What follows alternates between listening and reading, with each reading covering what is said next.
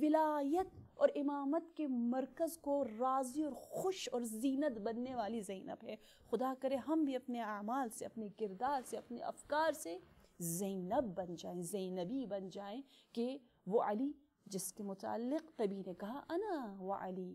ابواہ ہذہ الامہ، کہ ہم دونوں اس امت کے باپ ہیں. تو علی ہم سب کے باپ ہیں، اب ہیں، اور ہم سب انشاءاللہ اپنے معصومین کے لیے باعث زینت، باعث فخر بنتے جائیں.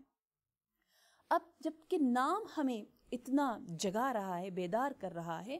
تو شخصیت تو اس قدر بے مثال ہے. اور وقت میرے پاس یقیناً بہت کم ہے، کیونکہ تمام خواتین کا ذکر کرنا ہے، تو میں نہایت مختصر، اور ان دنوں میں آپ لوگ یقیناً بہت زیادہ ذکر سنیں گے اس ہستی کا. کاش صرف ذکر نہ ہو بلکہ فکر بھی ہو، ہم صرف باتیں سنتے نہ رہیں، سخنرانیاں، تقریریں، بہت سے میسج، بہت سی نصیحتیں ان ایام میں ہمیں سننے کو ملتی ہیں. انشاءاللہ اس کے بعد فکر بھی ہو کہ زینب کے اگر مقام کو دیکھنے، کسی بھی شخصیت، کسی بھی پرسنالٹی کو اگر آپ نے دیکھنا ہے کہ اس کا سٹیٹس کیا ہے، اس کا مقام کیا ہے، تو آپ دیکھتے ہیں اس کے پاس نالج کتنی تھی. کیونکہ بغیر نالج، بغیر علم، ایمان، عقل، عمل کے تو پھر بات نہیں بنتی. اور جیسے ہم سب جانتے ہیں کہ حضرت آدم کو فضیلت اینجلز پر، ملائکہ پر اسی لیے ملی کہ ان کے پاس علم تھا، اللہ نے ان کو تعلیم دی تھی. علم ہی برتری اور مقام. اور انشاءاللہ ہم خواتین خاص طور پر زینب کہتے ہی ہمارے اندر یہ روح اجاگر ہو کہ ہم اس چیز کی تلاش میں نکلے جو انبیاء ہمیں ارث میں ہمارے لیے چھوڑ کر گئے، جو علم ہے. اور فرعون العال، فرعون ہمارے لیے مال و دولت و ظاہری مقام اور ظاہری شہرت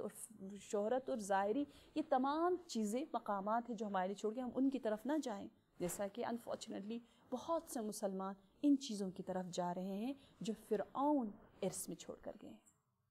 تو یہاں علم اگر آپ نے دیکھنا ہے تو میں نہیں چاہتی کہ وہ تکراری باتیں کروں، ریپیٹڈ باتیں کروں جو آپ لوگ سنتے رہتے ہیں، بلکہ دوسرے اینگل سے میں دیکھنا چاہوں گی کہ دیکھیں یقیناً آپ نے یہ سنا ہے کہ معصوم، ہمارے چوتھے امام، امام زین العابدین کہہ رہے ہیں،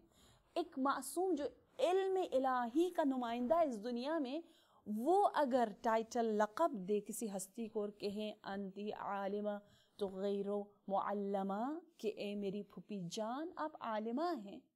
آپ صرف عالمہ نہیں ہیں، عالمہ تو بہت سے لوگ ہیں، آپ علم سے بھرپور تو ہے، لیکن آپ کی علم کی بات یہ ہے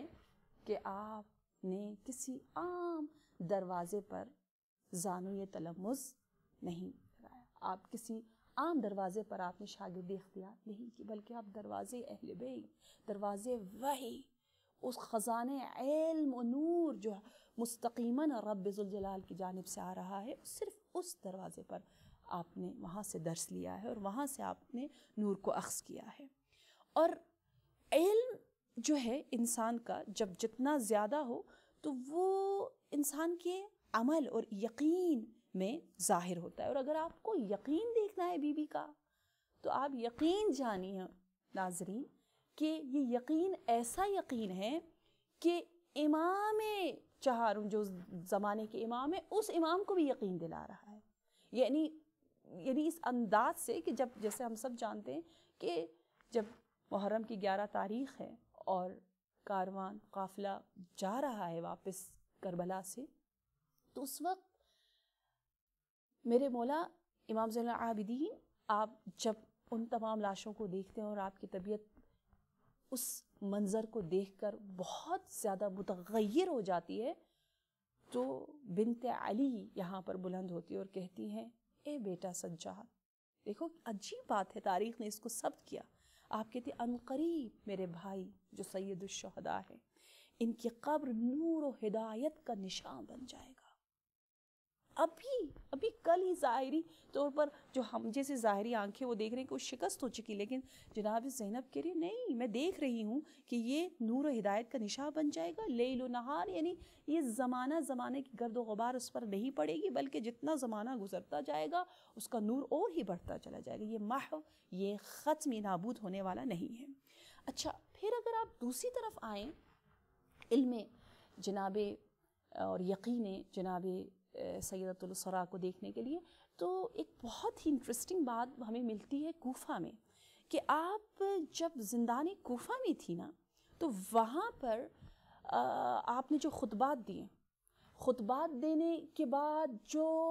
ایک عجیب ہلچل مچ گئی کوفہ میں، اور لوگوں نے ایسا رونا دھونا شروع کر دیا، اور لوگوں کے سامنے سے پردے چاک ہوئے، انہوں نے عشق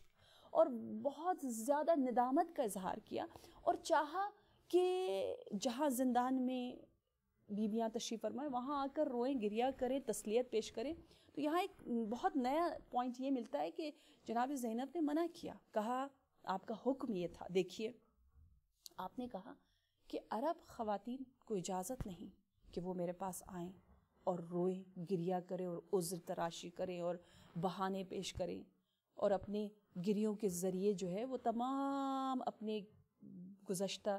کیے اور جو مظالم کیے ہیں ان کو جو ہے وہ ختم کرنا چاہیں، نہیں، میں ہرگز اجازت نہیں دیتی۔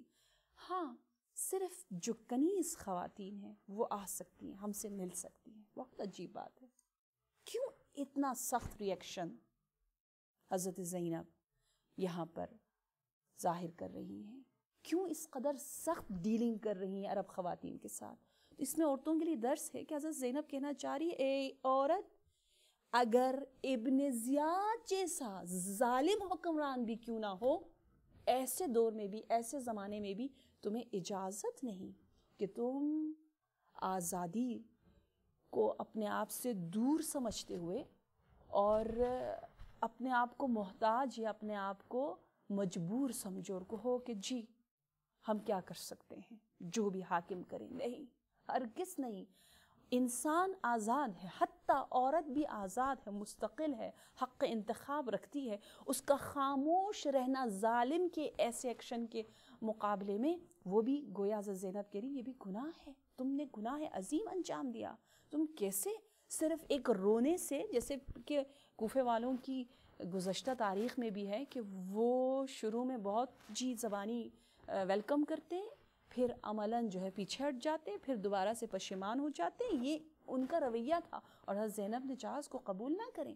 اور اسیر خواتین کو اس لیے قبول کیا اور ان سے گویا یوں کہا کہ تم اسیر ہو، ہاں تمہیں ایک حد تک یہ ہے کہ تم آزادی وہ نہیں تمہارے اندر، تم نہیں جا سکتے، اور انہیں بھی احساس دلایا جا رہا ہے کہ تمہیں بھی آزاد ہونا چاہیے، اس اسارت سے نکلنا ہے، اور اسارت سے نکلنے کے لیے آپ اس طرح سے ان کو درس دے رہی ہیں۔ تو جناب زینب کا یہ عمل، گویا اتنا سخت ریئیکشن لینا، یہ بغیر کسی مقصد کے نہیں تھا، کیونکہ آپ کو معلوم ہے کہ اگر ہم یاد کر رہے ہیں نا کربلا کو، تو بچہ بچہ جانتا ہے کہ ہم بہت فخر سے یہ اشعار پڑھتے ہیں کہ حقا کہ بنا لا الہ ہست حسین تو شریکت الحسین، اسی پیغام کو آگے لے جا رہی ہیں۔ یہ جو یزیدیت کے خلاف جناب زینب نے ہمیں یہ درس دیا کہ ہم آج کل یہ تو بڑے مزے سے کہتے ہیں کہ کل ارض کربلا، کہ ہر زمین کربلا ہے، لیکن زینب نے واقعاً بتایا کہ ہر زمین کربلا ہے، ہر زمین، وہ کربلا ہو، وہ کوفہ ہو، وہ منازل بین کوفہ و شام ہو، وہ شام ہو، وہ مدینہ ہو، وہ دوبارہ سے آپ جب شام تشریف جہاں پر بھی ہو، اور کل یوم، ہر روز حسینیت کے پیغام کے ساتھ جینا ہے۔ اور آپ نے اس کو عملاً کر کے دکھایا کس انداز سے، کیونکہ دیکھیں جب بھی آپ خواتین کربلا یا کربلا کا ذکر کریں نا، تو آپ کو احساس ہونا چاہیے کہ ہاں یہ توحید کو بچانے والے ہیں۔ اگر زینب نہ ہوتی تو لا الہ الا اللہ نہ ہوتا۔ اس حد تک ہے کہ توحید کے اساس گزارنے والی ہستیاں یہ ہستیاں ہیں، معمولی بات نہیں ہے۔ اس اعتبار سے کہ اب میں آپ کے سامنے ایک سین پیش کرنا چاہوں گی کہ کس قدر شجاعت، صبر، حلم، اور جیسا کہ بہترین یہ لقب دیا جناب سیدہ زینب کو کہ عقیلۃ بنی ہاشم، واقعاً عقل کل ہے یہ ہستی اپنے دور، اپنے زمانے میں، کہ کس قدر عقل و کمال کے ساتھ جتنے مصائب بڑھتے جا رہے ہیں، وہ بی بی جنہیں لقب ام المصائب کا ملا، اتنی آپ کے تکامل، آپ کے رشد عقل، آپ کے صبر و تحمل میں واقعاً اضافہ ہوتا نظر آ رہا ہے۔ اس لیے اگر ہم ام المصائب کے چاہنے والے، ماننے والے، تو ہمیں مصیبتوں سے بھاگنا نہیں ہے۔ ہم نے نہیں کہنا کہ جی ہمیں مزے کی لگژری لائف ملے اور ہم فن کریں اور بس مزہ کریں, اس کے علاوہ اسلام کے لیے کوئی قربانی نہ دیں. نہیں, ایسا